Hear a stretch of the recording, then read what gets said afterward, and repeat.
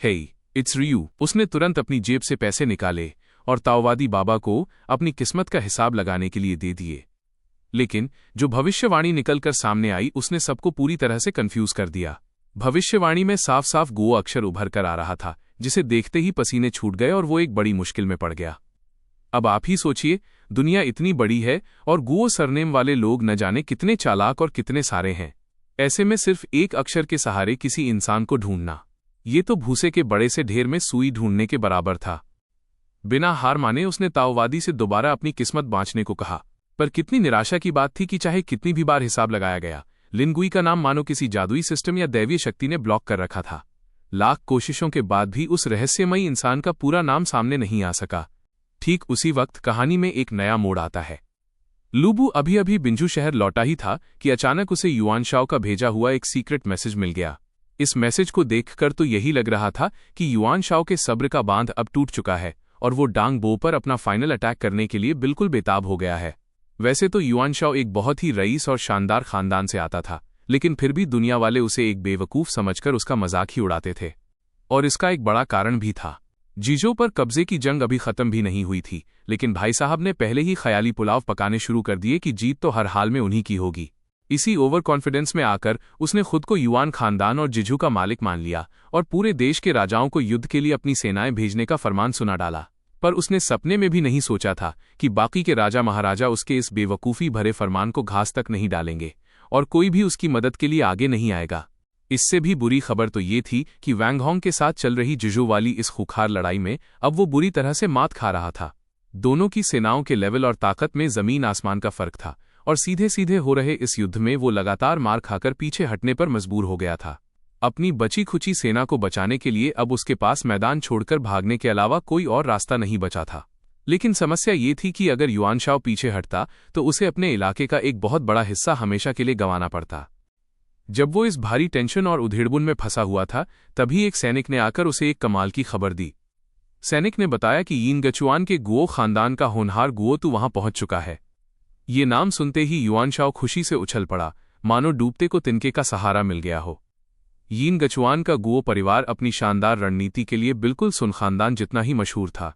उसे पूरा यकीन हो गया कि अब अगर गुओ परिवार का दिमाग और मास्टरमाइंड प्लान उसके साथ है तो वो यकीनन इस खतरे को जीत में बदल देगा और इस हारी हुई बाजी को पलट कर ही दम लेगा।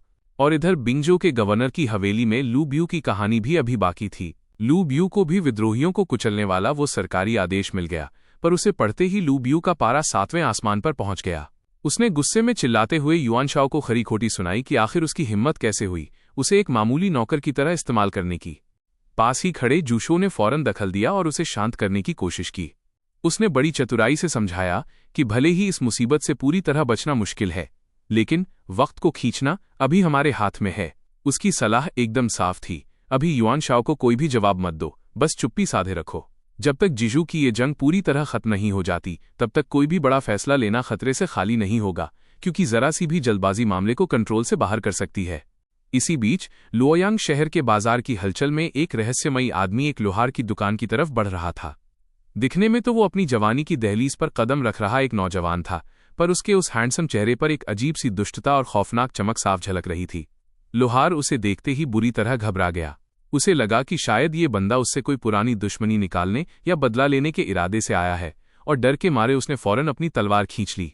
पर उस आदमी ने उसे तुरंत हाथ के इशारे से रोका और बड़े शांत भाव से कहा, भाई शांत हो जाओ, मैं यहां किसी से लड़ने या बदला लेने नहीं आया हूं। मैं तो बस उस छोटे कद वाले बूढ़े लोहार को ढूंढ रहा हूं। ये सुनते ही लोहार की जान में जान आई और उसकी नजरें उस आदमी की आयरन फेदर शर्ट पर जा टिकी। उसने पल भर में पहचान लिया कि ये नायाब कारीगरी तो उसी बूढ़े उस्ताद के हाथों की है। एक गहरी राहत की सांस लेते हुए लोहार ने उसे बताया कि वो तलवारें बनाने वाला बूढ़ा उस्ताद तो सालों पहले ही बिंझू जा चुका है। ये सुनकर उस आदमी के चेहरे पर घोर निराशा छा गई। अब उसे समझ आ गया कि उसे एक लंबी यात्रा कर बिंजू तक जाना ही पड़ेगा। वो मुड़कर काओकाओ की हवेली की तरफ बढ़ने ही वाला था कि अचानक उसका सिर बुरी तरह चकराने लगा। वो लड़खड़ाया और गिरते गिरते बचा, पर फिर पल भर में उसने खुद को संभाल लिया। वो हैरान होकर सोचने लगा, आखिर ये क्या हो रहा है? मेरी पुरानी चोटें तो पूरी तरह ठीक हो चुकी थीं, फिर क्या ये कोई काली हवा का असर है या कोई अंदरूनी बीमारी? वहीं दूसरी तरफ काओकाओ की हवेली के बाहर क्वीन यीलू और उसके साथी पिछले कई दिनों से डेरा डाले बैठे थे। पर ताज्जुब की बात ये थी कि उन्हें दूर दूर तक लिन गुई या गुओ नाम का कोई बंदा नजर नहीं आया। हालत ये हो गई कि साथ खड़े उस ज्योतिष वाले बाबा को भी अपनी ही भविष्यवाणी पर शक होने लगा कि कहीं उसका गणित ही तो गलत नहीं हो गया। और ठीक उसी वक्त जब वो सब पूरी तरह हार मानकर वहां से लौटने की तैयारी कर रहे थे कि अभी ये लोग पूरी तरह हार मानकर वहां से लौटने ही वाले थे कि अचानक बाजार वाली गली के आखिरी छोर पर उन्हें एक आदमी बुरी तरह जमीन पर ढेर होता हुआ दिखाई दिया। वो लोग बिना एक सेकंड गवाए उसकी तरफ लपके, पर पास पहुंचकर जब उसकी हालत देखी तो सबके हाथ पांव फूल गए। मामला वाकई बहुत क्रिटिकल था। इस आदमी का शरीर बड़ा ही अतरंगी किस्म का था। उसके अंदर की यिन और यांग, यिन एंड यांग एनर्जी जरूरत से ज्यादा ही स्ट्रांग और अनकंट्रोल थी। असल में पंगा ये हुआ था कि अपनी पुरानी चोटों के इलाज के चक्कर में उसने यिनयांग सन नाम की दवाई की ओवरडोज ले ली थी। अब ये वही जड़ी बूटी है जिसे अक्सर कपल्स अपनी प्राइवेट मुलाकातों के वक्त जोश बढ़ाने के लिए इस्तेमाल करते हैं। इसी की वजह से उसके शरीर का पूरा सिस्टम हिल गया, बैलेंस बिगड़ गया और उसका खून जहरीली गर्मी से उबलने लगा। अगर उसे वहीं छोड़ दिया जाता तो कुछ ही पलों में जहर उसके पूरे शरीर में फैल जाता और उसकी मौत पक्की थी। ऐसी इमरजेंसी सिचुएशन देखते हुए फांगशी ने फौरन अपनी जेब से एक छोटी सी नीली शीशी निकाली। इस शीशी में उनकी बरसों की कड़ी मेहनत और रिसर्च से तैयार की गई एक बेहद कीमती और रेयर जादुई गोली थी। माना कि ऐसी नायाब चीज को किसी अजनबी पर लुटाने में थोड़ा दुख तो होता ही है, पर भाई किसी की जान बचाना 7 जन्मों के पुण्य के बराबर है, और फांगशी के लिए तो ये किसी ईश्वरीय सेवा जैसा था। उन्होंने खुद उस दवा को पीसकर उस आदमी के गले के नीचे उतारा और उसे जिंदगी का एक और मौका दे दिया। देखो भाई, हमने तो अपनी तरफ से पूरी जान लगा दी है, अब आगे ये बच पाएगा या नहीं, ये पूरी तरह इसके अपने नसीब और किस्मत के हाथ में है। किन यीलू, अब हमारा यहां और रुकना ठीक नहीं, चलिए चलते हैं। और इतना कहकर वो तीनों वहां से रफू चक्कर हो गए। उनके जाने के कुछ ही देर बाद उस आदमी की आंखों में हलचल हुई और उसे होश आ गया। होश में आते ही उसे महसूस हुआ कि उसके शरीर के अंदर जो तूफान मच रहा था वो अब काफी हद तक शांत हो चुका है। उसे तुरंत अंदाजा हो गया कि किसी नेक दिल मुसाफिर ने उसकी जान बचाई है। उसने अपने मन में पक्का इरादा कर लिया कि दोस्त, जब हम दोबारा आमने सामने होंगे तो मैं तुम्हारी इस मदद का कर्ज ब्याज समेत उतारूंगा। इसके बाद वो खुद को संभालते हुए सीधा काओ की हवेली की तरफ चल पड़ा। दरअसल वो इतनी दूर से यहाँ सिर्फ और सिर्फ काओ से मिलने ही आया था, क्योंकि उसके जिगरी दोस्त सुनयू ने उसे ढेरों चिट्ठियां लिखकर बुलाया था। उन चिट्ठियों में सुनयू ने काओ की इतनी तारीफें की थीं कि उसे इस दौर का सबसे महान और काबिल लीडर बना दिया था। बस उसी भरोसे और उम्मीद के साथ उसने फैसला किया था कि अब वो अपनी वफादारी और स्किल्स काओ के नाम कर देगा। लेकिन बेचारे को जरा भी अंदाजा नहीं था कि ये सफर उसकी जिंदगी का सबसे बड़ा टर्निंग पॉइंट होने वाला है, और यहां उसे जो सच पता चलेगा वो काओ को लेकर उसकी पूरी सोच को हिलाकर रख देगा। वो 3 किंगडम्स का सबसे बड़ा मास्टरमाइंड है। अपनी पूरी जिंदगी में उसने जो 7 बड़ी भविष्यवाणियां की उनमें से एक भी कभी गलत नहीं हुई। यहां तक कि इतिहास में उसके लिए एक बेहद मशहूर कहावत भी कही जाती है, जब तक गुओ जिया जिंदा है तब तक क्राउचिंग ड्रैगन कभी बाहर नहीं आ सकता। लेकिन अफसोस, ऊपर वाले को शायद उसका ये टैलेंट रास नहीं आया और महज 38 साल की छोटी सी उम्र में ही वो इस दुनिया को अलविदा कह गया। जी हाँ, हम बात कर रहे हैं 3 किंगडम्स के नंबर 1 रणनीतिकार गो जिया उर्फ गो फेंगशियाओ की। लेकिन कहानी यहां खत्म नहीं होती दोस्तों। समय का पहिया एक बार फिर घूम चुका है और टाइम रीसेट हो गया है। इस नई जिंदगी में जो गुओ जिया पहले युआन शाओ का साथ देना चाहता था, उसने एक्सयू के बार बार समझाने पर आखिरकार सीईओ को अपना लीडर चुन लिया। दूसरी तरफ काओ भी इस लेजेंडरी इंसान से मिलने के लिए बहुत बेताब था और उसका पूरे दिल से स्वागत करना चाहता था। सब कुछ एकदम बढ़िया चल रहा था। दोनों एक दूसरे के सामने खड़े होकर इज्जत के साथ फॉर्मल अभिवादन कर ही रहे थे कि तभी सीन में एक जबरदस्त ट्विस्ट आ गया। अचानक गुओ जिया को बहुत जोरों की खांसी का दौरा पड़ा, उसका शरीर कांपने लगा और उसके मुंह से बेकाबू होकर काले खून की एक बड़ी सी उल्टी जमीन पर आ गिरी। ये अचानक हुआ डरावना नजारा देखकर काओ एकदम सन्न रह गया। बस एक ही सेकंड लगा और उस महान रणनीतिकार के लिए उसके मन में जो भी अच्छी फीलिंग्स थीं वो सारी की सारी हवा में किसी धुएं की तरह उड़ गईं। भाई, किसी को भी अचानक खून की उल्टी करते देखकर इंसान का रिएक्शन बदल ही जाता है ना? काओ का नजरिया उसी पल पूरी तरह से बदल गया। उसने तो सारी हदें ही पार कर दी और सीधे मुंह पर ही ताना मारते हुए कहा, ये एक्सयू इतना गैर जिम्मेदार कैसे हो सकता है? उसने मुझे एक ऐसा बीमार इंसान रेकमेंड कर दिया जो देखकर ही लग रहा है कि किसी भी पल टपक जाएगा। अब चाहे ये बंदा कितना भी स्मार्ट क्यों ना हो, एक जिंदा लाश मेरे किस काम की? ये कड़वे और चुभने वाले शब्द सुनकर गुओ जिया का चेहरा एकदम बर्फ की तरह ठंडा पड़ गया। उसके सामने खड़ा इंसान उस सीईओ से बिल्कुल अलग था जिसके बारे में एक्सयू ने अपनी चिट्ठियों में इतनी बड़ी बड़ी तारीफें लिखी थीं। इतनी छोटी सोच वाला इंसान, ये तो मेरे फॉलो करने के लायक ही नहीं है, उसने मन ही मन सोचा। तभी उसके शरीर के अंदर खून का प्रेशर फिर से बढ़ने लगा। वो बुरी तरह कांपने लगा और उसे दोबारा खांसी आने लगी। उसने अपनी पूरी जिंदगी में कभी ऐसी भयंकर बेइज्जती बर्दाश्त नहीं की थी। अपना गुस्सा कंट्रोल करते हुए उसने भारी आवाज में कहा, चूंकि लॉर्ड काओ को मुझ जैसे इंसान से इतनी ही परेशानी है तो मैं अब आपको और डिस्टर्ब नहीं करूंगा। और हाँ, जरा एक्सयू से कह देना कि आज से मेरी और उसकी दोस्ती भी यहीं खत्म होती है। इतना कहकर वो बिना पीछे मुड़े सीधा काओ मैंशन से बाहर निकल गया और पीछे छोड़ गया उस मगरीर अभिमानी लीडर को, जो बस अपनी जगह खड़ा हैरान हो रहा था। अगर ये पहले वाला काओ काओ होता तो वो कभी इतनी बड़ी गलती नहीं करता। शायद ये सब उस अजीब से लकड़ी के बोर्ड का असर था जिसने उसे इतना चिड़चिड़ा बना दिया था, और उसी चक्कर में उसने अपने हाथ से एक अनमोल हीरा हमेशा के लिए गंवा दिया। काओ काओ से मुलाकात ने उसका मूड पूरी तरह किरकिरा कर दिया था, जिसके बाद उसके मन में दूसरों के प्रति न तो कोई धीरज बचा था और न ही रत्ती भर का भरोसा। वहां से निकलते वक्त उसका चेहरा गुस्से से तमतमाया हुआ और बेहद गंभीर था। वो बार बार बस यही सोच रहा था कि आखिर वो उस मौत के साए से बच कैसे गया। तभी उसे अचानक फैंगशी की खिलाई हुई वो जादुई दवाई याद आई। जैसे ही उसे उस दवा का ख्याल आया, उसका पारा 7वें आसमान पर पहुंच गया। उसे शुक्रगुजार होने के बजाय इस बात पर आग लग रही थी कि उस फालतू दवा की वजह से उसके हाथ से एक बहुत ही सुनहरा और बड़ा मौका निकल गया। ये तो हद ही हो गई। झल्लाते हुए वो सीधा मकानों की छतों पर कूद पड़ा और पागलों की तरह फैंगशी की टोली को ढूंढने लगा ताकि वो उन पर अपना सारा गुस्सा उतार सके। बहुत जल्द उसने उन्हें बीच रास्ते में घेर लिया और आव देखा न ताव उन पर चिल्लाने लगा, मेरा और तुम्हारा कोई लेना देना नहीं है। फिर तुमने मुझे वो जहर जैसी दवा क्यों दी जिससे मुझे उल्टियां होने लगीं? आखिर तुम्हारी मंशा क्या थी? क्या सोचकर तुमने ये सब किया? वहां मौजूद बाकी लोग तो एकदम हक्के बक्के रह गए। उन्हें लगा कि शायद कोई बड़ी गलतफहमी हुई है और वो कुछ पूछना ही चाहते थे कि अचानक गुओजिया ने हमला बोल दिया। बिना किसी वार्निंग के उसकी तरफ से तेज धारदार ब्लेड्स हवा को चीरते हुए सीधा सबकी आंखों के सामने आ गए। युएजिंग जो सबसे पास खड़ा था, उसे संभलने का 1 सेकंड भी नहीं मिला और उसने अपनी बॉडी पर ही वो खौफनाक वार झेल लिया। दर्द से कराहते हुए युएजिंग का गुस्सा अब कंट्रोल से बाहर हो चुका था। उसने दहाड़ते हुए कहा, अरे भाई, ये क्या बदतमीजी है? एक तो हमने तुम्हारी जान बचाई और ऊपर से तुम हमें ही जान से मारने चले हो। जैसे ही उसकी बात खत्म हुई, युएजिंग किसी भूतिया साये की तरह तेजी से झपटा और पलक झपकते ही गुओजिया के बिल्कुल सामने पहुंच गया। उसने अपनी पूरी ताकत समेटकर एक जोरदार मुक्का पीछे की तरफ खींचा और उसे सीधा निशाने पर दे मारा। जब वहां धूल और मिट्टी का गुबार धीरे धीरे शांत हुआ तो देखा कि उस एक मुक्के ने तो सामने वाले की सिट्टी पिट्टी ही गुम कर दी थी। वो लगभग अपनी सुध बुध खो बैठा था।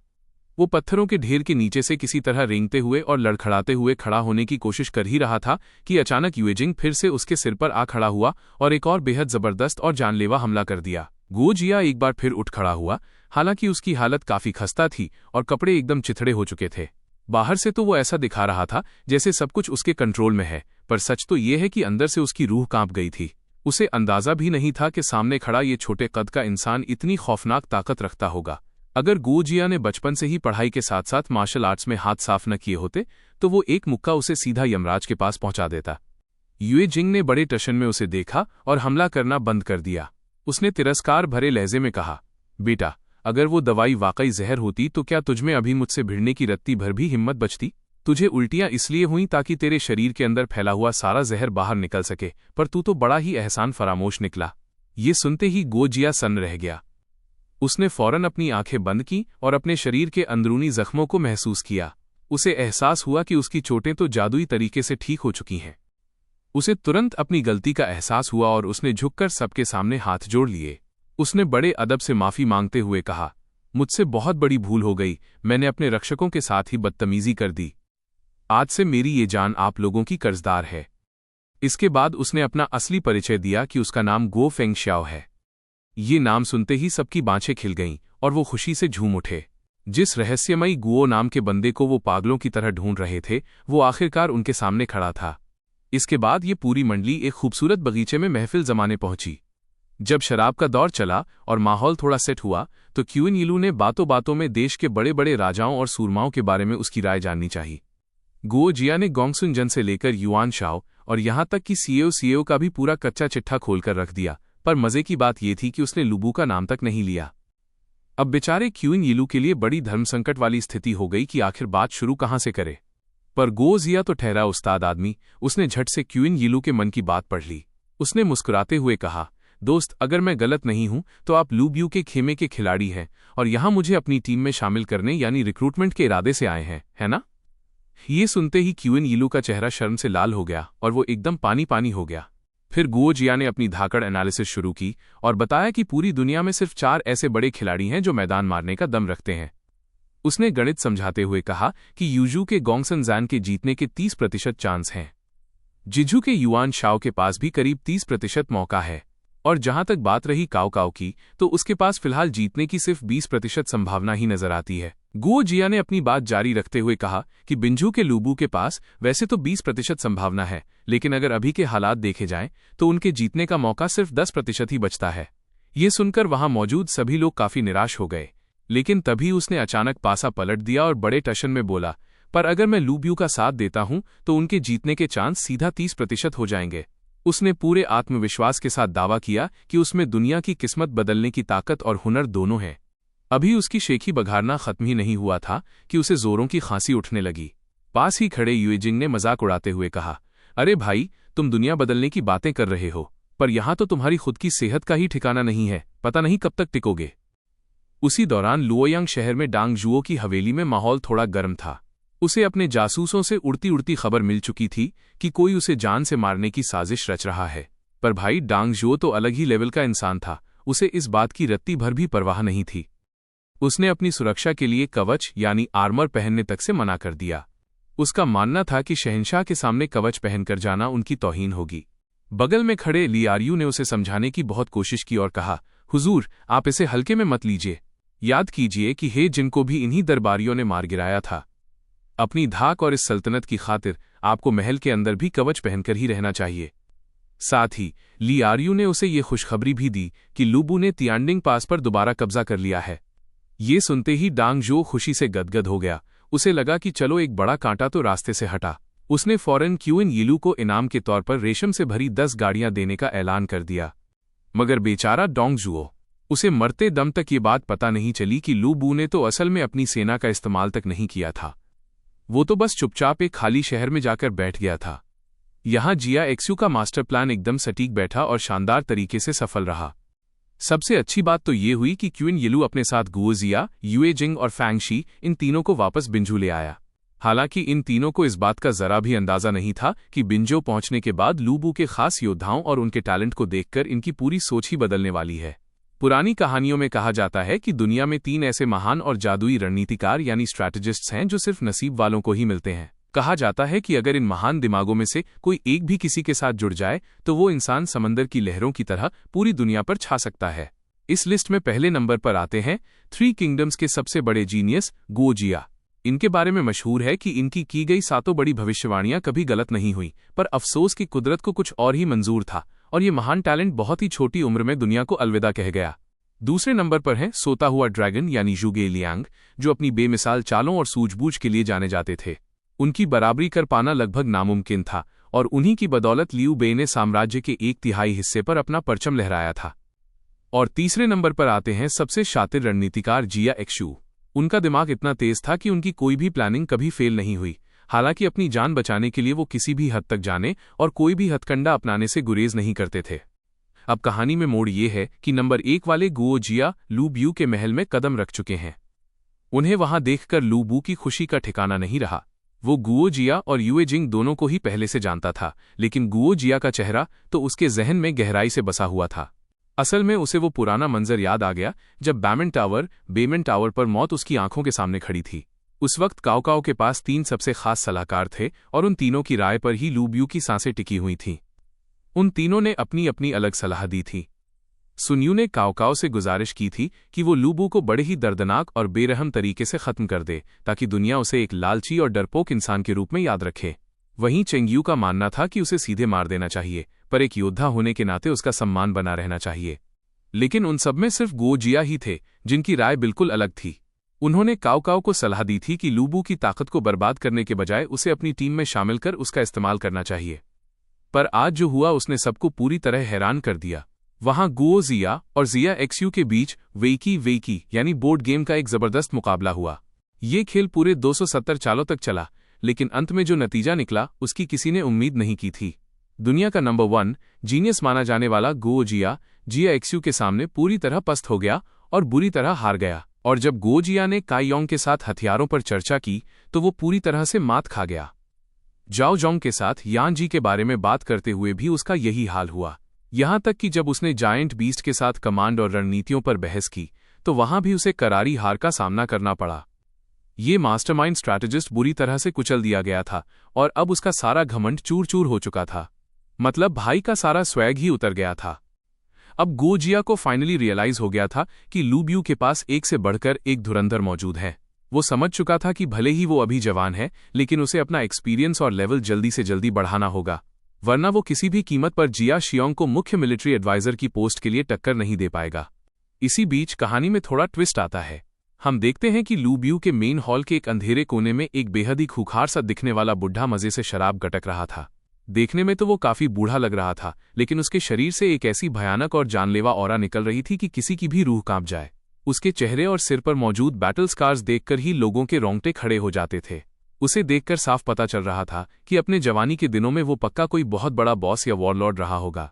और हाँ, ये कोई और नहीं बल्कि ब्लैक माउंटेन बैंडिट्स का करंट लीडर था। वो बुढ़ा अचानक अपनी भारी आवाज में बोलता है, मेरी बस एक ही डिमांड है, मेरे साथ एक बार फाइट करो। अगर मैं जीत गया तो तुम हमें ताइहान माउंटेन में शांति से रहने दोगे, लेकिन अगर मैं हार गया तो मैं और मेरी पूरी गैंग चुपचाप तुम्हारे सामने सरेंडर कर देंगे। लू ब्यू के चेहरे पर एक हल्की सी कॉन्फिडेंट स्माइल आ गई। उसने मन ही मन सोचा कि जब से उसने आर्मी ज्वाइन की है तब से आज तक उसे कोई ढंग का ओपोनेंट मिला ही नहीं है। सच में बंदा वन तरफा पीट पीट कर बोर हो चुका था। लू ब्यू पूरे एटीट्यूड के साथ कहता है, ठीक है बुढ़े, अगर तू मेरे सिर्फ 20 अटैक्स भी झेल गया ना तो समझ लेना कि लू बू हार गया। इसके बाद बिना टाइम वेस्ट किए वो दोनों हॉल के बाहर खुले मैदान में आ गए। बाहर आते ही उस बूढ़े का ऑरा अचानक से कई गुना बढ़ गया और देखते ही देखते उसके शरीर के चारों तरफ एक चमकती हुई नीली एनर्जी की लेयर बन गई। इस वक्त वो जो पावर लेवल दिखा रहा था वो जांग यान से भी काफी ज्यादा था। लेकिन सच कहें तो लू ब्यू के सामने ये बस एक बच्चों का खेल था, बस इतना ही। तभी अचानक वो बूढ़ा एक ही झटके में अपनी फुल स्पीड का इस्तेमाल करते हुए गायब सा हो गया और सीधे लू ब्यू के एकदम सामने आकर खड़ा हो गया। उसकी मुट्ठी में एक बेहद ही खतरनाक और डिस्ट्रक्टिव एनर्जी जमा हो चुकी थी और उसने अपनी पूरी ताकत के साथ लू बू पर एक जोरदार पंच जड़ दिया। लेकिन हमारा लू बू भी तो लू बू है। उसने बिना किसी मेहनत के बड़े ही कैजुअल तरीके से बस हल्का सा साइड होकर उस खतरनाक अटैक को आसानी से डॉज कर लिया। वो बूढ़ा आदमी वाकई बहुत फुर्तीला था। उसने बिना एक सेकंड की भी देरी किए सीधे हवा में छलांग लगा दी। फिर उसने अपनी पूरी शारीरिक ताकत को एक जगह समेटा और बिजली की रफ्तार से लुबू की तरफ एक जबरदस्त हमला किया। वो जोर से चिल्लाया, ओए लुबू, मेरा दैरी रुलाई जिनगंगजांग वाला जादुई मुक्का देख, आज तो तुझे ऊपर पहुंचाकर ही दम लूंगा।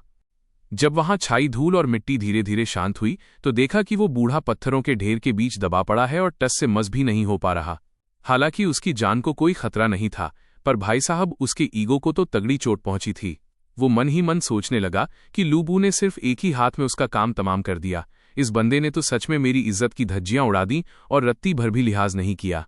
खैर, इस जबरदस्त भिड़ंत के बाद बिंजू से ब्लैक माउंटेन के डाकुओं का सिरदर्द हमेशा के लिए खत्म हो गया। लेकिन लुबू को इस बात का अंदाजा भी नहीं था कि खतरा अभी पूरी तरह टला नहीं है। यूजू की तरफ भागने वाले उन ब्लैक माउंटेन के डाकुओं ने वहां फिर से उपद्रव मचाना शुरू कर दिया था। जैसे ही जांग यान वहां पहुंचा, वहां की पीली पगड़ी वाली सेना यानी येलो टर्बन्स और उनके गुट के सारे लोग उसके साथ आकर मिल गए। इसकी वजह से जांग यान की सैन्य शक्ति और फौज रातों रात कई गुना बढ़ गई। अब मामला ये था कि अगर वो अपनी इस विशाल सेना के साथ बिंजो से बदला लेने के लिए हमला कर देता तो इलाके में भारी तबाही मच सकती थी। पर अच्छी बात यह थी कि लू ब्यू के नाम का खौफ अब तक चारों तरफ फैल चुका था। जूशू ने लूबू को सुझाव दिया कि अगर वो खुद यूनझोंग में जाकर अपनी कमान संभाले तो जांग यान दोबारा कोई ओछी हरकत करने की हिम्मत नहीं करेगा।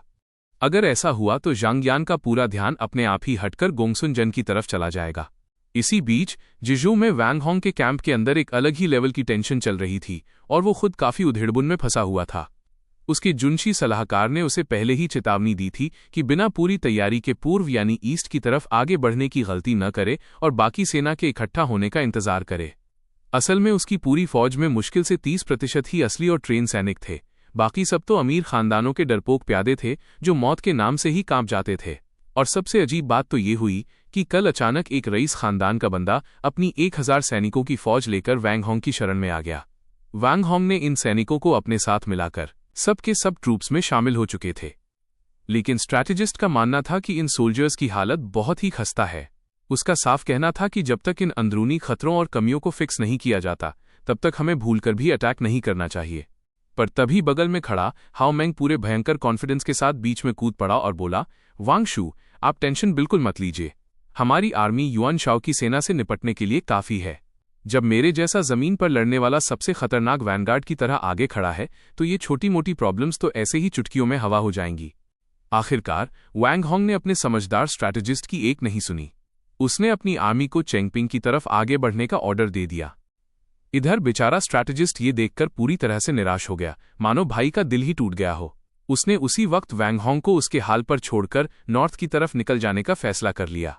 और वैंग होंग को तो इस बात की भनक तक नहीं थी कि वो अपनी जिंदगी की सबसे बड़ी एकदम फेटल मिस्टेक कर चुका है। सीन ये था कि चेंगपिंग का जो टेरेन था वो बिल्कुल फ्लैट था और वैंग होंग की आर्मी में मेनली इन्फेंट्री ट्रूप्स थे। अब आप ही बताओ, पैदल चलने वाले सैनिक भला युआन शाओ की खतरनाक कैवलरी के सामने कैसे टिक पाते? ये तो सीधा सीधा सुसाइड था। और रही बात इस हाओ मेंग की, जो खुद को जमीन का सबसे बड़ा सूरमा बताता था, ये सिर्फ नाम का हीरो है। ये बंदा पहले ही लू ब्यू के हाथों दो बार बुरी तरह से पिट चुका है। असली बात तो ये है कि ये 3 किंगडम्स का नंबर 1 भागने वाला जनरल है। जब भी जान पर बनती है ना, ये बंदा 200 किलोमीटर प्रति घंटे की ऐसी टॉप स्पीड से भागता है कि इसके आगे लू ब्यू का लेजेंडरी रेड हेयर घोड़ा भी पानी भरे।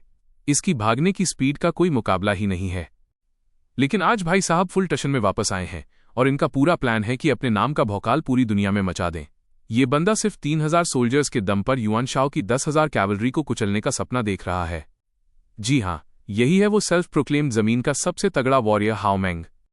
इस वक्त हाओ मेंग ये सोच कर ही खुशी से पागल हो रहा था कि बस अब तो वो युआन शाओ को हरा ही देगा। फुल एक्साइटमेंट में उसने अपने घोड़े की स्पीड और तेज कर दी, मानो घोड़ा भी आज हवा से बातें कर रहा हो। दूसरी तरफ जब युआन शाओ ने देखा कि हाओ मेंग पूरी आक्रामकता के साथ उसकी तरफ मारने के लिए दौड़ा चला आ रहा है और उसकी खुद की आर्मी अपनी जगह से 1 इंच भी नहीं हिली है, तो उसकी तो हालत ही खराब हो गई।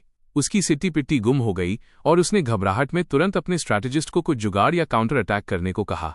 भाई, दुश्मन बिल्कुल सामने छाती पर आकर खड़ा है। अगर अब भी कोई एक्शन नहीं लिया तो समझो सब खत्म, गेम ओवर। इधर स्ट्रैटेजिस्ट बिल्कुल शांत खड़ा था, जैसे उसे दुनिया की कोई परवाह ही न हो। फासला घटता जा रहा था 200 मीटर, फिर 100 मीटर और युआन शाओ का दिल तो जैसे धड़कते धड़कते सीने से बाहर आने को तैयार था। लेकिन जैसे ही हाओ मेंग सिर्फ 30 कदम की दूरी पर पहुंचा, स्ट्रैटेजिस्ट ने अचानक बिजली की फुर्ती से आदेश दिया, सामने वाले सैनिक तुरंत पीछे हटें और लंबे भालों वाले ढाल सैनिक आगे बढ़ें। हाओ मेंग की कैवलरी की रफ्तार इतनी तेज थी कि वे चाहकर भी ब्रेक नहीं मार पाए और सीधा उन नुकीले भालों से जा टकराए। इसके तुरंत बाद ढाल वाले सैनिकों ने चालाकी से बीच में एक रास्ता दे दिया, जिससे हाओ मेंग के घुड़सवारों को लगा कि उन्हें अंदर घुसने का मौका मिल गया है और वे सीधे जाल में फंसते चले गए। अंदर पहुंचते ही सेना ने ऐसी चाल चली कि वहां अचानक कई टेढ़े मेढ़े रास्ते बन गए, जिसकी वजह से हाओ मेंग के घुड़सवारों को समझ ही नहीं आया कि वे आखिर जा कहां रहे हैं। मुसीबत यहीं खत्म नहीं हुई। हर तरफ से अचानक अनगिनत भाले बाहर निकलने लगे और सैनिकों को छलनी करने लगे। अब जाकर हाओ मेंग को दाल में कुछ काला लगा और उसने घबराकर तुरंत वहां से निकलने का हुक्म दिया। पर भाई, अब तक बहुत देर हो चुकी थी। बिना रफ्तार और जगह के कैवलरी की हालत तो वैसी ही हो जाती है जैसे कसाई के सामने खड़ी कोई बेबस बकरी। बस कुछ ही पलों में उसके सैनिकों का जबरदस्त कत्लेआम शुरू हो गया और उसे भारी नुकसान उठाना पड़ा। लेकिन किस्मत ने साथ दिया, क्योंकि युआन शाओ के पास ढाल वाले सैनिकों की संख्या थोड़ी कम थी, जिसका फायदा उठाकर हाओ मेंग किसी तरह उस घेरे से बाहर निकलने में कामयाब रहा। वहां से निकलते ही वो फौरन अपनी लेफ्ट विंग सेना के साथ मिलकर तबाही मचाने लगा। इधर युआन शाओ ने देखा कि लोहा गर्म है। उसने तुरंत दोनों तरफ की सेनाओं को जड़ से मिटाने का फरमान सुना दिया। मैदान में युद्ध के नगाड़े गूंज उठे और वे चू और यान लियंग चीते की रफ्तार से दुश्मन की तरफ लपके। जब हाओ मेंग को खबर मिली कि उसका सामना किसी और से नहीं बल्कि खूंखार यान लियांग से होने वाला है, तो एक पल के लिए उसके पूरे शरीर में दहशत की लहर दौड़ गई। पर तभी उसे याद आया कि अगर उसने आज इस बड़े नाम को धूल चटा दी तो उसका डंका पूरे 13 रेल्म्स में बजने लगेगा। बस इसी शोहरत के लालच में वो अपना सारा डर भूल गया और पागलों की तरह ठहाके लगाते हुए सीधा मुकाबले के लिए भिड़ गया। लेकिन हकीकत का सामना तो तब हुआ जब सिर्फ कुछ ही राउंड की लड़ाई में उसे समझ आ गया कि भाई ये तो अपनी औकात से कहीं बाहर की बात है। अपनी हार सामने देख वो खुद को दिलासा देने लगा कि पक्का आज मेरी तबीयत ही कुछ ठीक नहीं है, वरना तो मैं इसे देख लेता। हालत कुछ ठीक नहीं लग रही। इस सिचुएशन में मैं अपनी पूरी पावर नहीं दिखा पा रहा हूं। बस यही सोचकर उन दोनों के बीच एक और जोरदार वार हुआ। लेकिन अगले ही पल हाओ मेंग ने अचानक अपनी दिशा बदली और 200 किलोमीटर प्रति घंटे की तूफानी रफ्तार से युद्ध के मैदान से रफू चक्कर हो गया। जाते जाते वो पीछे मुड़कर चिल्लाया, तू बस मेरा इंतजार कर बेटे, एक बार मेरी बॉडी रिकवर हो जाए, फिर देख तेरी गर्दन कैसे काटता हूं। ये नज़ारा देखकर यान लियांग तो एकदम भौचक्का रह गया, जैसे उसने कोई अजूबा देख लिया हो। उसने तुरंत पीछा करने के लिए अपना घोड़ा दौड़ाया, लेकिन ऐसी सुपरसोनिक रफ्तार को पकड़ना किसी आम योद्धा के बस की बात नहीं थी। वाकई उसे सबसे तगड़ा भागने वाला जनरल ऐसे ही नहीं कहा जाता। अब जाहिर सी बात है कि जब सेनापति ही पीठ दिखाकर भाग जाए तो सैनिकों का मुराल तो मिट्टी में मिलना ही था। देखते ही देखते उसकी वैनगार्ड सेना बुरी तरह फंस गई।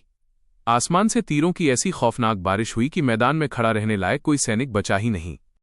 वैंग होंग ने जब देखा कि उसकी आगे की सेना का पूरी तरह सफाया हो गया है तो उसका खून खौल उठा, लेकिन गुस्से में वो एक बेसिक सी बात भूल गया, जिसकी सेना कमजोर होती है वो अक्सर आमने सामने की फाइट से बचकर सीधे दुश्मन के लीडर को टारगेट करती है ताकि खेल जल्दी खत्म हो सके। उससे भी बड़ी गलती ये थी कि उसने अपनी लगभग पूरी फौज बाहर भेज दी थी। जहां प्रोटेक्शन के लिए 5000 गार्ड्स होने चाहिए थे, वहां अब गिनती के 1000 सैनिक भी नहीं बचे थे। फिर भी वैंग होंग को लगा कि उसका मेन कैंप एकदम सेफ है, मगर उसका ये ओवर कॉन्फिडेंस बहुत जल्द टूटने वाला था।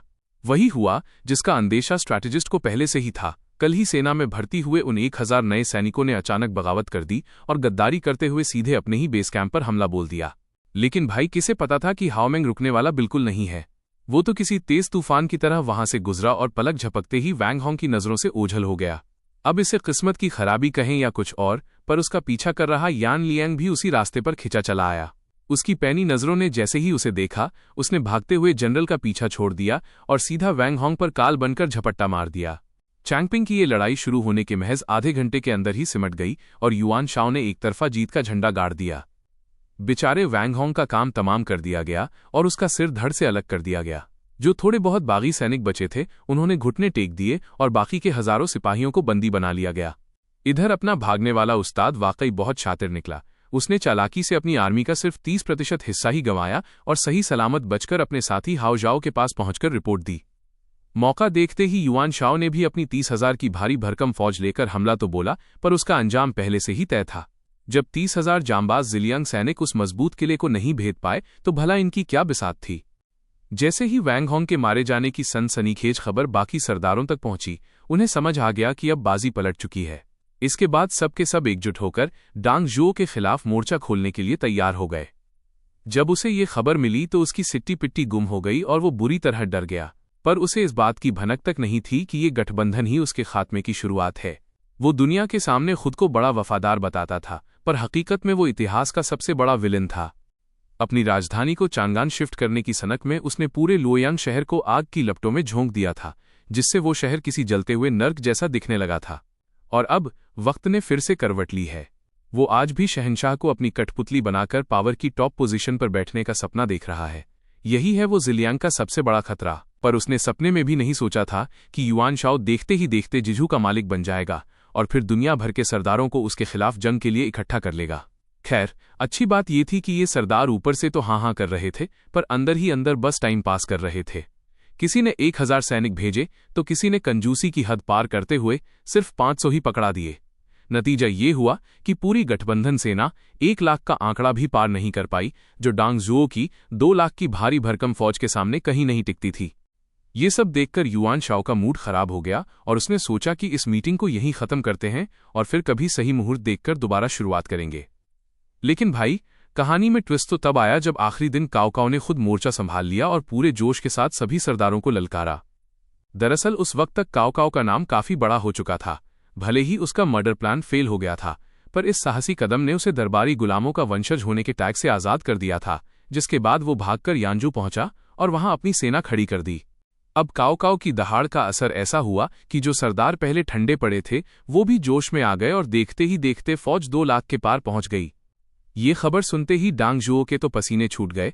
उसे समझ आ गया कि मामला अब उसके हाथ से निकल चुका है। अब इस सिचुएशन से निकलने का इकलौता रास्ता था लूबू से मदद मांगना, इसलिए आनन फानन में ली आरयू को बिंझू शहर भेजा गया। लेकिन यहाँ पेंच ये था कि जिया एक्सयू और गुओ जिया जैसे दिमाग वाले लोग पहले ही लूबू के लिए एक मास्टर प्लान तैयार कर चुके थे।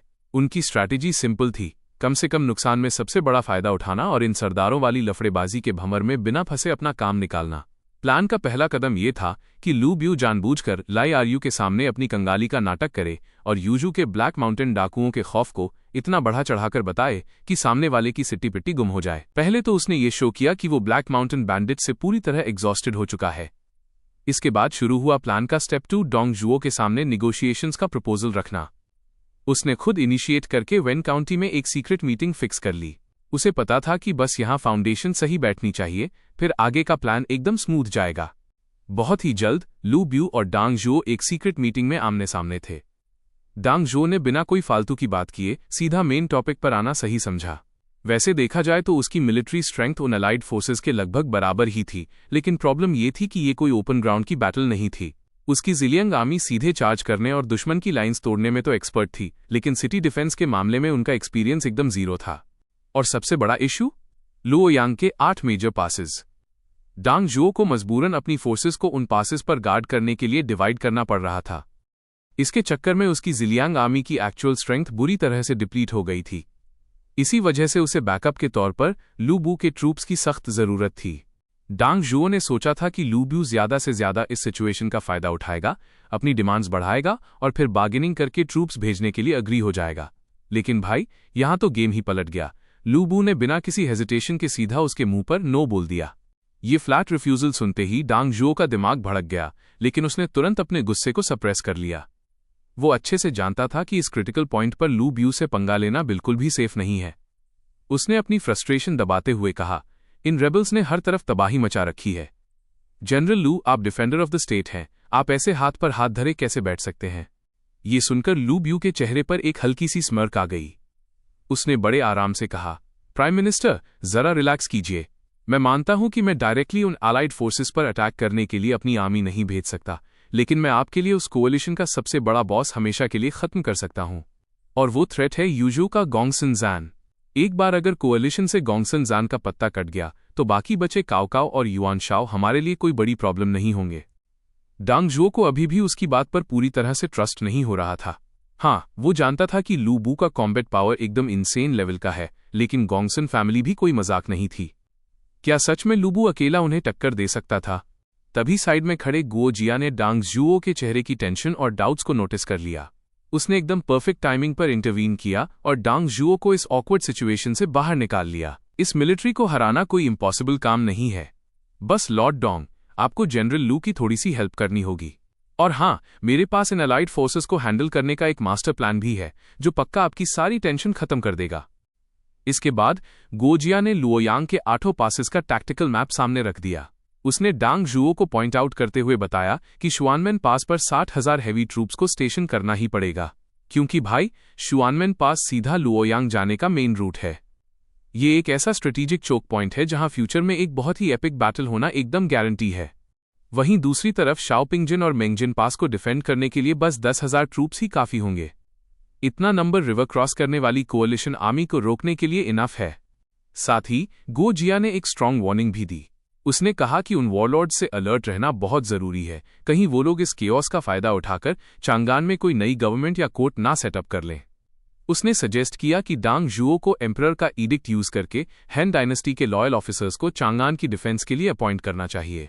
इसके बाद गोजिया ने जो पूरा डिफेंसिव लेआउट और स्ट्रैटेजी एक्सप्लेन की, उसे सुनकर तो डांग जुओ और लाई आरयू दोनों का ही दिमाग सुन रह गया। वो लोग अंदर ही अंदर सोचने पर मजबूर हो गए कि सच में बिंगजू कोई मजाक नहीं है, ये जगह तो लिटरली टैलेंट्स की एक गोल्ड माइन है। फाइनली डांग जुओ की ये मीटिंग एकदम सक्सेसफुल रही और वो पूरी तरह से सैटिस्फाइड था। लू ब्यू की इस बैकएंड सपोर्ट ने उसकी आधी से ज्यादा टेंशन यूं ही छूमंतर कर दी थी। बिना कोई टाइम वेस्ट किए वो फुल स्पीड में वापस लुओयांग के लिए निकल पड़ा। कुछ दिनों बाद बिंगजू इंस्पेक्टर की हवेली में लू बू ने अपने सभी टॉप कमांडर्स को बुलाया और एक बड़ा अनाउंसमेंट किया। उनका अगला टारगेट है यूजू पर अटैक करना। उसका सीधा सा प्लान था, जब तक पूरी दुनिया इस केओस और सिविल वॉर में उलझी है, तब तक अपना पावर बेस इतना स्ट्रांग कर लो कि सेंट्रल प्लेन्स के अल्टीमेट पावर स्ट्रगल में उसके पास सबसे तगड़े बार्गेनिंग चिप्स हों। और वैसे भी डांग जुओ की हालत अभी बहुत टाइट चल रही थी। इस क्रिटिकल सिचुएशन में लू बू उससे जो भी डिमांड करता, डांग जुओ को मजबूरन हाँ बोलना ही पड़ता।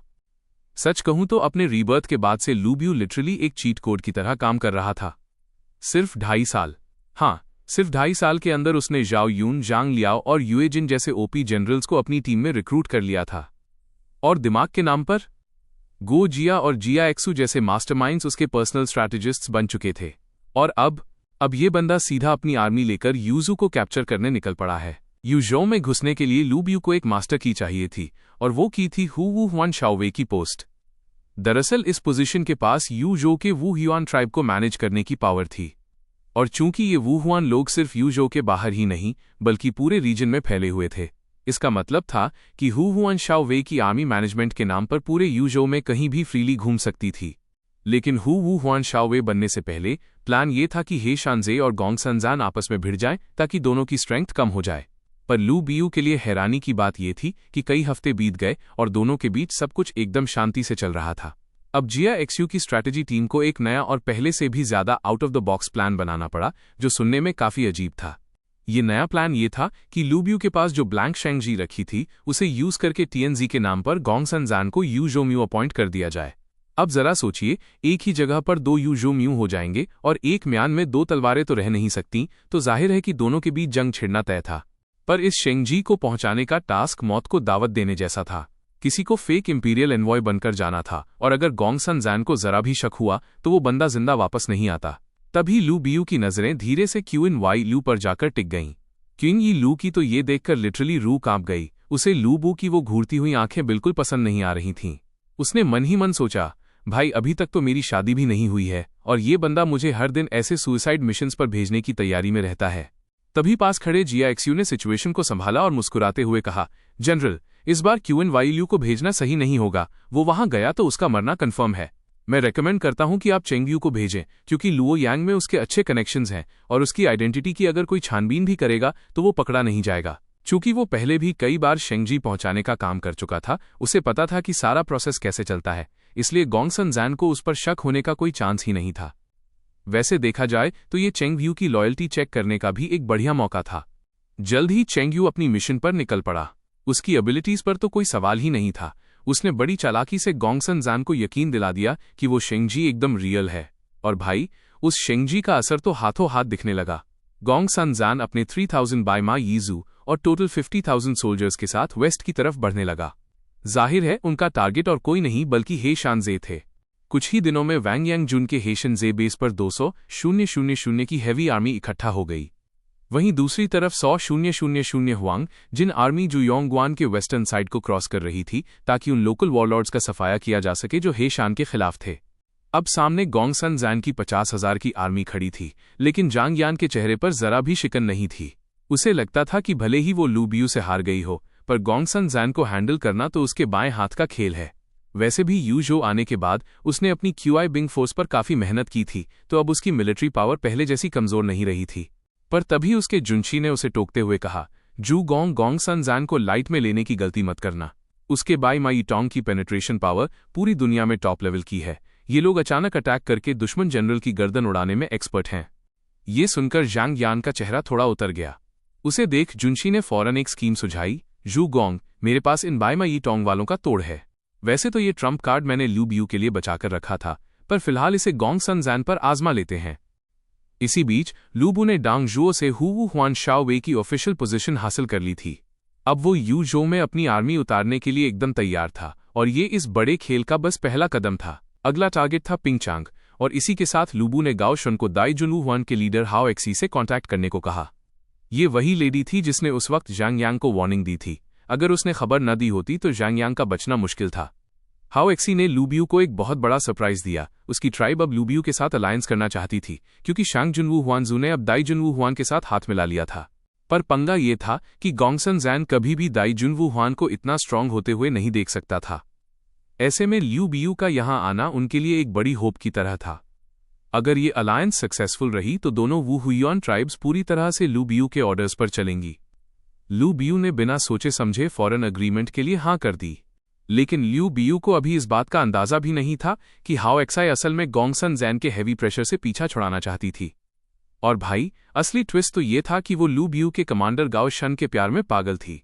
चूंकि गाओ शन काफी समय से नॉर्थ में ड्यूटी पर था, तो इन दोनों के बीच पहले से ही कुछ कुछ चल रहा था।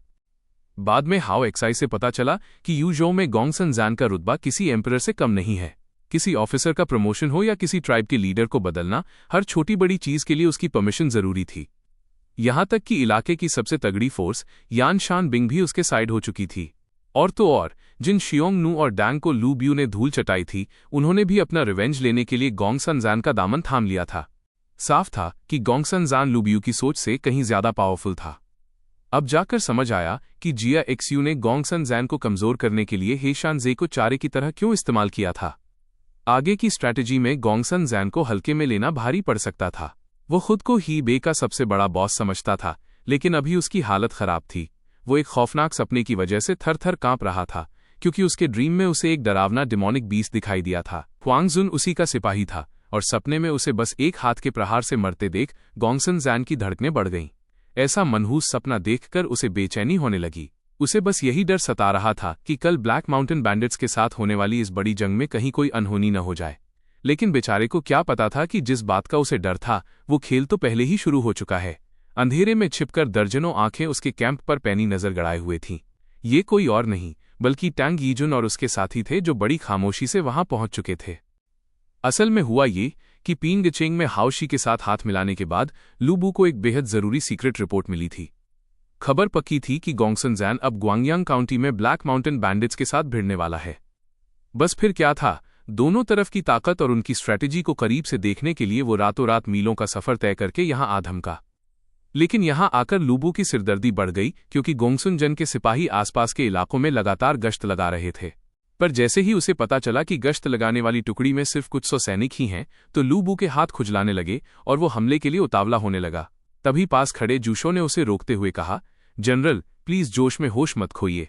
एमआर जिया ने बार बार समझाया था कि जब तक जंगयान हार नहीं जाता, हमें गोंगसुन जन से सीधी टक्कर लेने से बचना है। क्या आप ये बात भूल गए? उसने आगे आगाह करते हुए कहा, भले ही सामने सिर्फ कुछ 100 लोग हों, पर भाई साहब, अगर एक भी सिपाही बचकर भाग निकला तो सबको आपके यहां होने की भनक लग जाएगी। फिर हमें हजारों की दुश्मन फौज के घेरे का सामना करना पड़ेगा, जो इस वक्त हमारे लिए बहुत महंगा पड़ सकता है। ये सुनकर लूबू ने एक बेहद ही कॉन्फिडेंट मुस्कान के साथ जवाब दिया, तो फिर मामला एकदम सिंपल है, मैं उनमें से एक को भी जिंदा नहीं छोड़ूंगा। इतना कहते ही वो अपने जांबाज घोड़े रेड हेयर पर सवार होकर बिजली की कड़क जैसी रफ्तार से उन पेट्रोलिंग कर रहे सिपाहियों की तरफ टूट पड़ा। अचानक सामने से साक्षात काल की तरह आ रहे लूबू को देखकर उस घुड़सवार टुकड़ी के कैप्टन के तो जैसे होश ही उड़ गए। उस दुश्मन सेनापति के चेहरे पर साफ नफरत और घमंड दिख रहा था, क्योंकि उसने देखा कि लूब्यू के पीछे सिर्फ 10-12 लोग ही थे।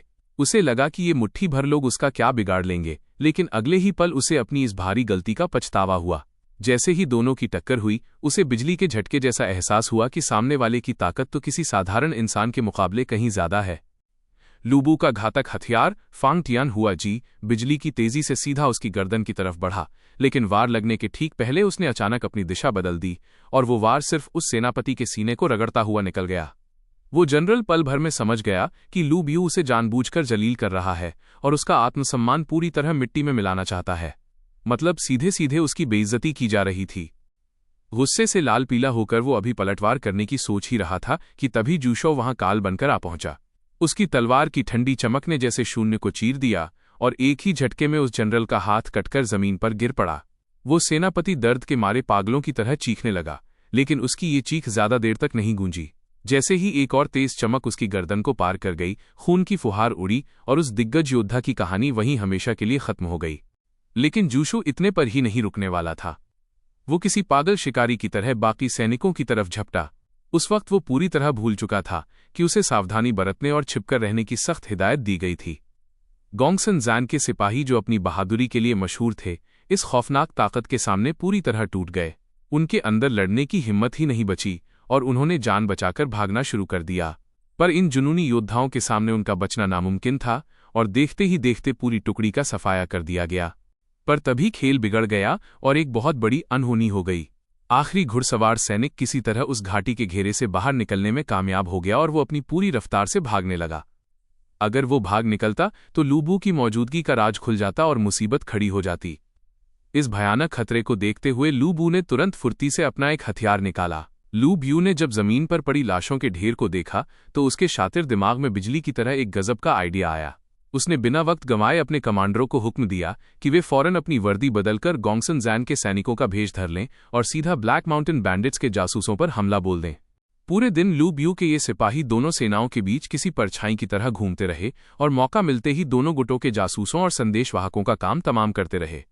नतीजा ये हुआ कि दोनों ही सेनाएं एक तरीके से अंधी हो गईं, क्योंकि उन्हें पल पल की इंटेलिजेंस रिपोर्ट मिलना बंद हो गई थी। सबसे मजेदार बात तो ये थी कि दोनों गुट एक दूसरे पर ही शक कर रहे थे कि ये सब उनके दुश्मन ने किया है। उन्हें कानों कान खबर नहीं थी कि जंग के इस मैदान में कोई तीसरी ताकत यानी हमारा लू ब्यू बैकस्टेज से ये सारा खेल चला रहा है। अब जरा कहानी के दूसरे मोड़ पर चलते हैं। पीन गेचेंग में लूबू के जो सेनापति पीछे रह गए थे वे जमकर जश्न मना रहे थे और पार्टी कर रहे थे। दरअसल लूबू ने वहां से निकलने से पहले हाओक्सी के साथ अपने गठबंधन को लोहे जैसा मजबूत करने के लिए एक बड़ा दांव खेला था। उसने वुहुआन के साथ होने वाले व्यापार का पूरा कंट्रोल हाओसी को सौंप दिया। सिर्फ इतना ही नहीं, उसने वादा किया कि जैसे ही यूजू का इलाका पूरी तरह जीत लिया जाएगा वो गाओ शुन को वुहुआन कर्नल की ऊंची पोस्ट दे देगा। आखिर हाओशी एक पूरे कबीले की लीडर थी और गाओ शुन अभी सिर्फ एक जनरल था, तो इस तालमेल के बिना समाज में तरह तरह की बातें होना लाजमी था, जिसे लूबू ने बड़े आराम से सुलझा दिया। उसी दिन गाओ शुन और हाओशी ने ऑफिशियली सगाई करने का भी फैसला कर लिया। फिर क्या था, सगाई के बाद रात के अंधेरे में हाओशी बड़ी खामोशी से गाओ शुन के टेंट की तरफ बढ़ गई। वहां से गुजर रहे क्यूइन यिलू ने जब ये नजारा देखा तो उसे माजरा समझते देर नहीं लगी।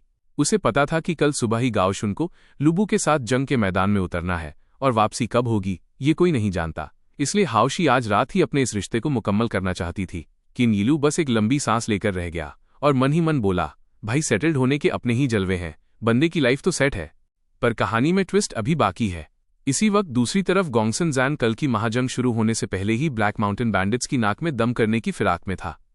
उसने एक बहुत ही अजीब और शातिर चाल सोची।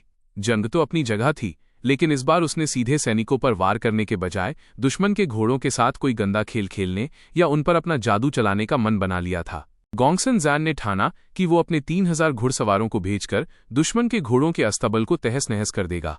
उसका मानना था कि अगर वो अस्तबल जलाने में कामयाब हो गया तो दुश्मन की घुड़सवार सेना का नामो निशान मिट जाएगा और ब्लैक माउंटेन बैंडिट्स की सारी प्लानिंग धरी की धरी रह जाएगी। लेकिन बेचारे को क्या पता था कि उसकी ये सोची समझी सीक्रेट चाल लू ब्यू के जासूसों की पैनी नजरों से बच नहीं पाई थी। जैसे ही लू ब्यू को खबर मिली कि दुश्मन की घुड़सवार टुकड़ी कैंप से निकल चुकी है, उसके चेहरे पर एक बड़ी ही शातिर और टेढ़ी सी मुस्कान तैरने लगी। जूशो ने जब ये तेवर देखे तो उसे मामला थोड़ा गड़बड़ लगा और उसके दिल में किसी अनहोनी का डर बैठ गया। उसने फौरन हाथ जोड़कर पूछा, जनरल, कहीं आप उन हजारों घुड़सवारों पर अकेले हमला करने की तो नहीं सोच रहे? आप चाहे कितने भी धाकड़ क्यों ना हो, इतने सारे सैनिकों को अकेले ठिकाने लगाना नामुमकिन है। वहीं पास खड़े जाओ यूं बड़े कॉन्फिडेंस के साथ बोले, भाई साहब, आप फालतू की टेंशन मत लीजिए। अगर हम उन्हें हरा नहीं पाए तो भी सही सलामत वापस आने का दम रखते हैं। इन दोनों की जिद देखकर जूशो ने अपना माथा पीट लिया और आगे समझाने का इरादा छोड़ दिया। आखिर खून तो उसका भी एक योद्धा का ही था, तो उसके चेहरे पर भी एक हल्की मुस्कान आ गई। उसने कहा, ठीक है जनरल, तो फिर मेरे पास एक ऐसी धांसू स्कीम है जिससे हम उन हजारों घुड़सवारों को तगड़ा झटका दे सकते हैं। इसके कुछ ही देर बाद गोंगसन जैन की घुड़सवार सेना ने ब्लैक माउंटेन के अस्तबल पर जोरदार धावा बोल दिया। वहां अचानक भगदड़ मच गई और गिनती के ही डाकू जान बचाकर भागते हुए दिखे। ऐसा लग रहा था कि ये मिशन पूरी तरह कामयाब होने वाला है, पर तभी पासा पूरी तरह पलट गया। जो डाकू भाग रहे थे वे अचानक रुक गए और हल्ला बोल करते हुए वापस हमलावर हो गए। इतना ही नहीं, चारों तरफ से अनगिनत डाकू निकल आए। दरअसल ये एक बहुत बड़ा जाल था जिसमें दुश्मन फंस चुका था। पल भर में पूरी बाजी पलट गई और वे घुड़सवार बुरी तरह घिर गए।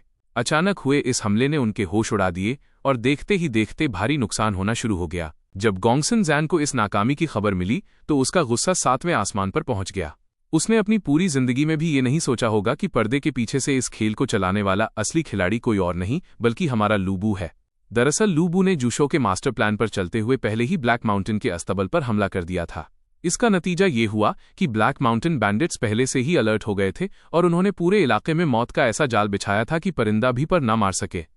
अगली सुबह जंग का मंजर पूरी तरह तैयार था और दोनों तरफ की सेनाएं मैदान में डट चुकी थीं। चारों तरफ एक अजीब सा सन्नाटा और तनाव पसरा हुआ था। सेना के बीचों बीच खड़ी बायमा यीकोंग की टुकड़ी से एक ऐसी जानलेवा और खौफनाक ऑरा निकल रही थी जिसे लफ्जों में बयान करना मुश्किल था। जैसे ही गोंगसन जैन का हुक्म हुआ, 3000 बायमा यीकोंग के जांबाज योद्धा बिजली की कड़क जैसी रफ्तार से दुश्मन की तरफ लपके। इतनी बड़ी मुसीबत को अपनी तरफ आता देख ब्लैक माउंटेन बैंडिट्स ने सीधे टकराने का रिस्क नहीं लिया और वे किनारे से होते हुए सीधे दुश्मन की मुख्य सेना यानी मिडिल आर्मी की तरफ बढ़ गए। दूसरी तरफ बायमा यीकोंग भी मौत से बेखौफ होकर सीधा ब्लैक माउंटेन की मुख्य सेना की तरफ काल बनकर टूट पड़े। तभी मैदान में तीरों का खेल शुरू हुआ और आसमान काली घटाओं की तरह तीरों से ढक गया। लेकिन यहां एक बड़ा ट्विस्ट था। ब्लैक माउंटेन के तीरों का बायमा यीकोंग पर कोई असर ही नहीं हो रहा था। उनकी आर्मर इतनी मोटी और लोहे जैसी मजबूत थी कि उसकी डिफेंस पावर किसी भारी आयरन कैवलरी से कम नहीं थी। लेकिन दूसरी तरफ हालात एकदम उल्टे थे। ब्लैक माउंटेन के पास सिर्फ हल्की आर्मर वाली लाइट कैवलरी थी, जो गोंगसन जैन के तीरों के सामने टिक नहीं पाई और पल भर में उनकी सेना गाजर मूली की तरह कटने लगी। जैसे ही बायमा यीकोंग दुश्मन की लाइन के करीब पहुंचे, उन्होंने अचानक बड़ी चतुराई से अपनी टुकड़ी को 3 अलग अलग रास्तों में बांट लिया। उन्होंने एक साथ अपनी कमानों से तीरों की ऐसी बौछार की कि भालों से लैस दुश्मन के सैनिक घास फूस की तरह ढेर होने लगे। इस वक्त बायमा यीकोंग किसी बेलगाम तूफान की तरह ब्लैक माउंटेन बैंडिट्स का नामो निशान मिटा रहे थे। लेकिन तभी कुछ ऐसा हुआ जिसने सबको हैरान कर दिया। पर किसी ने ये नहीं सोचा था कि इतने फायदे में होने के बावजूद बायमा यीकोंग अचानक पीछे हट जाएगी। गोंगसन जैन ने जीत पक्की दिखने के बावजूद ब्लैक माउंटेन बैंडिट्स का पीछा करना छोड़ दिया। ऐसा लग रहा था जैसे उसने दुश्मनों की किसी चाल को भांप लिया हो और उसे दाल में कुछ काला नजर आ गया था। इस हमले में गोंगसन जैन का नुकसान तो ना के बराबर था, लेकिन दूसरी तरफ ब्लैक माउंटेन की सेना का बहुत ही बुरा हाल हुआ। उनकी मिडिल आर्मी को बायमा यीकोंग ने बुरी तरह रौंद दिया था। मैदान में लाशों के ढेर लग गए थे और हर तरफ खून ही खून बह रहा था। खैर, ब्लैक माउंटेन वालों के पास सैनिकों की संख्या इतनी ज्यादा थी कि उनके लिए ये भारी नुकसान भी मामूली बात थी। पर असली ड्रामा तो अब शुरू हुआ। अभी जंग शुरू ही हुई थी कि बीच मैदान में गोंगसन जन के कैंप से खाना पकने का धुआं उठने लगा। मतलब भाई, एटीट्यूड तो देखो। उसने ब्लैक माउंटेन बैंडिट्स को इस कदर हल्के में ले रखा था कि उसे जंग के बीच में दावत उड़ाने की सूझ रही थी। वहीं दूसरी तरफ घने जंगल में छिपे हुए जूशों का दिमाग भी कंप्यूटर की तेजी से चल रहा था और वो इस पेचीदा स्थिति से निपटने का रास्ता खोज रहा था। उसने तुरंत हाथ जोड़कर कहा, जनरल, मुझे जाओ यू और जांग लियांग को अपने साथ ले जाने की इजाजत दें। मुझे किसी ऊंची जगह पर जाकर दोनों सेनाओं की हलचल को करीब से देखना होगा। उसका मानना था कि दोनों ही पक्षों ने पक्का कोई न कोई सीक्रेट ट्रम्प कार्ड छिपा रखा है और समय रहते उस राज का पता लगाना बहुत जरूरी है। इसी बीच मैदान में गोंगसन जैन और ब्लैक माउंटेन की सेनाएं एक बार फिर आपस में भिड़ गईं। लेकिन हैरान करने वाली बात यह थी कि उसकी सबसे धाकड़ और नंबर 1 कही जाने वाली स्पेशल फोर्स बायमा यीकोंग अब लड़खड़ाने लगी थी। पर गोंगसन जन को जैसे कोई फर्क ही नहीं पड़ रहा था। वो अब भी अपनी उसी अकड़ में कायम था। इस वक्त मैदान में एक बेहद ही अजीब और खौफनाक माहौल बन गया था। ये योद्धा खुद को 3 किंगडम्स की सबसे धाकड़ और नंबर 1 स्पेशल फोर्स होने का दावा करते थे। इनका घमंड तो 7वें आसमान पर था। ये शेखी बघारते थे कि ये काओ काओ को धूल चटा सकते हैं और लियू बे की सेना को तो ये अपने सामने कुछ समझते ही नहीं थे। इनके हथियार और आर्मर दुनिया में सबसे बेहतरीन थे और इनका हर एक सिपाही इतना जांबाज था कि अकेले ही कई दुश्मनों को मौत के घाट उतार दे। जी हाँ, ये कोई और नहीं बल्कि गोंगसन जैन की वो मशहूर बायमा यीकोंग टुकड़ी थी, जिसका नाम सुनकर अच्छे अच्छों के पसीने छूट जाते थे। लेकिन दुनिया ने कभी सपने में भी नहीं सोचा था कि अपनी बहादुरी के लिए मशहूर ये फौज एक मामूली सी समझी जाने वाली सेना के खिलाफ इस कदर लाचार हो जाएगी। इनकी इस हालत की सबसे बड़ी वजह थी इनका हद से ज्यादा घमंड। ये बिना किसी डर के दुश्मन की सेना के बीच बार बार पागलों की तरह हमला कर रहे थे। बार बार की इस भाग दौड़ और अंधाधुंध हमलों की वजह से अब उनकी ताकत और रफ्तार दोनों ही जवाब देने लगे थे। यहां तक कि उनके जंगी घोड़े भी अब बुरी तरह हाफ रहे थे और थकान से चूर हो चुके थे। साफ दिख रहा था कि अगर वे अब भी पीछे नहीं हटे तो आज उनकी पूरी यूनिट का नामो निशान मिट जाएगा। दुश्मन का स्ट्रैटेजिस्ट ये सब देखकर जोर जोर से हंसने लगा। उसे पता था कि शिकारी अब जाल में फंस चुका है और वो इसी मौके की तलाश में था। जैसे ही बायमा यीकोंग की टुकड़ी एक बार फिर मिडिल आर्मी के करीब पहुंची, उसने अचानक कड़कती आवाज में हुक्म दिया। देखते ही देखते सामने अनगिनत क्रॉसबोमेन की एक फौज खड़ी हो गई। यही था वो गुप्त हथियार जिसे उसने इस खास मौके के लिए छिपाकर रखा था। अगले ही पल लोहे के तीरों की ऐसी भयंकर बौछार हुई कि उन्होंने बायमा यीकोंग की उस अभेद्य कही जाने वाली भारी आर्मोर को भी मक्खन की तरह चीर दिया। सिर्फ एक ही झटके में सैकड़ों योद्धा तड़पते हुए घोड़ों से नीचे गिर पड़े। उन तीरों की जबरदस्त ताकत ने इस स्पेशल फोर्स के सारे डिफेंस को बेकार कर दिया था। ब्लैक माउंटेन के स्ट्रैटेजिस्ट ने इस सुनहरे मौके को हाथ से जाने नहीं दिया और फौरन अपने घुड़सवार तीरंदाजों को हमले के लिए आगे बढ़ा दिया।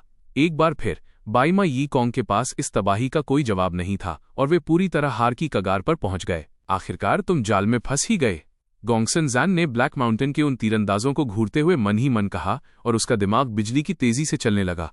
उसने बहुत जल्दी इन भारी क्रॉसबोज की एक बहुत बड़ी कमजोरी पकड़ ली थी। इनका रीलोड टाइम बहुत ही ज्यादा धीमा था। इन्हें फिर से चलाने के लिए हाथ और पैर दोनों का पूरा जोर लगाकर कमान खींचनी पड़ती थी। और बस कुछ राउंड की खतरनाक तीरंदाजी के बाद ब्लैक माउंटेन के सारे भारी हथियारों का रीलोड यानी सीडी टाइम शुरू हो गया।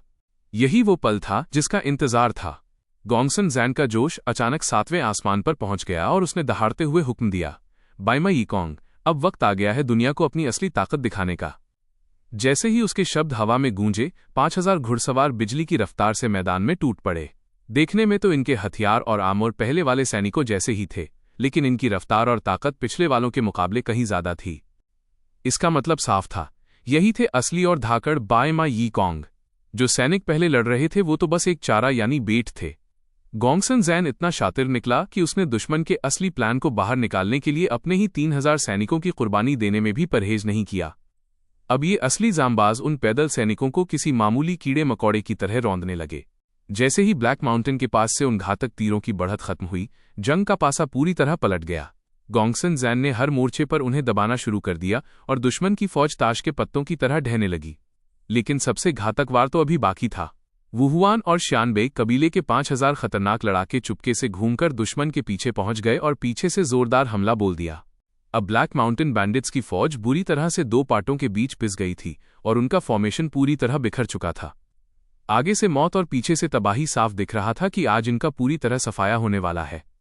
इसी बीच पास के घने जंगल में छिपा हुआ एक रहस्यमयी इंसान इस पूरी खूनी जंग को गौर से देख रहा था।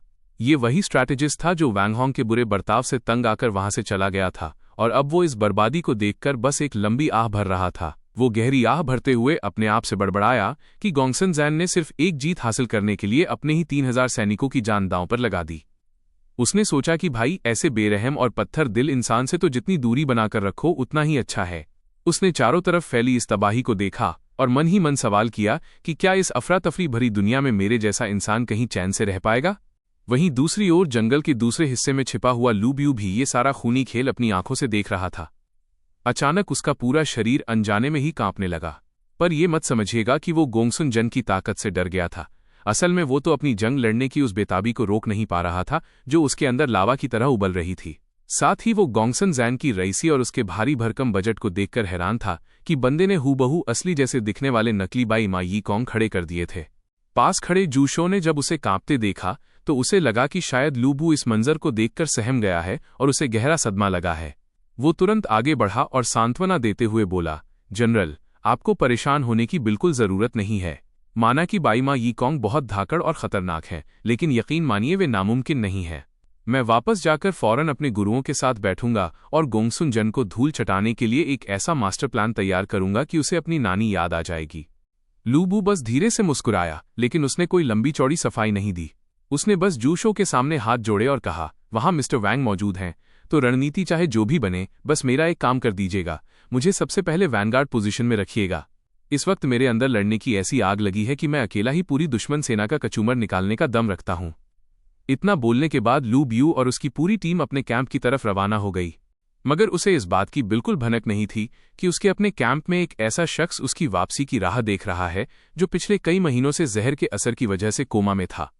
ये शख्स कोई आम सैनिक नहीं, बल्कि डांग जुओ की फौज का वो सबसे बड़ा बाहुबली था जिसने कभी पैनफेंग जैसे 4 महान सेनापतियों को अकेले ही ठिकाने लगा दिया था। हालांकि आज लोग उसे बिना दिमाग वाला और बेवकूफ कहकर उसका मजाक उड़ाते हैं, पर जैसे ही उसे होश आया, उसने बिना वक्त गंवाए सबसे पहला काम यही किया कि वो सीधे यूजू पहुंचा ताकि लूबू को आमने सामने ललकार सके और उसे खरी खोटी सुना सके। तो भाई लोग, आज का वीडियो बस यहीं तक, लेकिन टेंशन मत लो, कहानी अभी खत्म नहीं हुई है, इसके और भी कई चैप्टर्स बाकी हैं। अगर आपको ये वीडियो पसंद आया और आप चाहते हैं कि मैं इसका नेक्स्ट पार्ट भी जल्दी से अपलोड कर दूं, वीडियो को लाइक ठोक दो और चैनल को सब्सक्राइब कर लो।